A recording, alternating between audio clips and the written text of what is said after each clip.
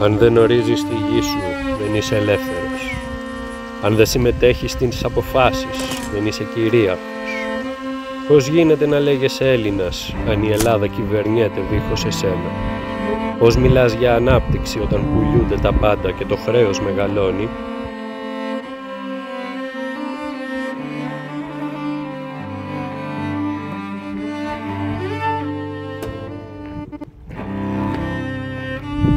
Η ιστορία δείχνει ότι παραδίνεται χωρίς μάχη χάνεται για πάντα.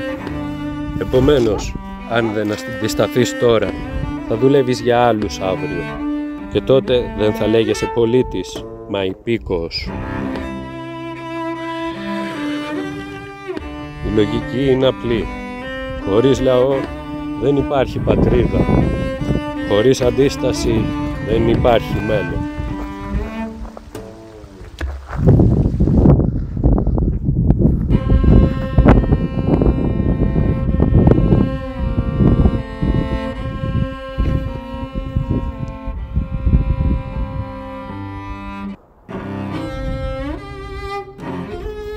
Από εδώ, από το ύψωμα, κοίταξα μια φορά την Τριπολιτσά και ήξερα πως αν δεν την πάρουμε δεν θα υπάρξει ελευθεριά. Τώρα κοιτάω ξανά και αναρωτιέμαι αν την κρατήσατε. Σας παραδώσαμε πατρίδα, όχι εμπόρευμα. Γη με κόκαλα μέσα της, όχι κόπεδα. Μα βλέπω τα σύνορα να ανοίγουνε, τη γη να γράφεται σε ξένα χέρια, τις αποφάσεις να παίρνονται δίχως τον λαό. Εμείς δώσαμε το αίμα μας για να σηκωθεί η Ελλάδα. Και εσείς γιατί τη σκύβετε? Ελευθερία δεν είναι να ζεις, είναι να διαλέγεις και να λες αυτό δεν το δίνω, αυτό είναι πατρίδα.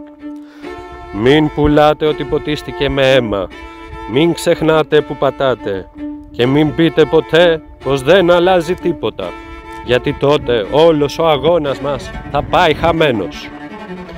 Η Ελλάδα δεν είναι το κράτος της ημέρας, είναι η ψυχή των αιώνων και την ψυχή ή την κρατάς ψηλά ή δεν σου ανήκει.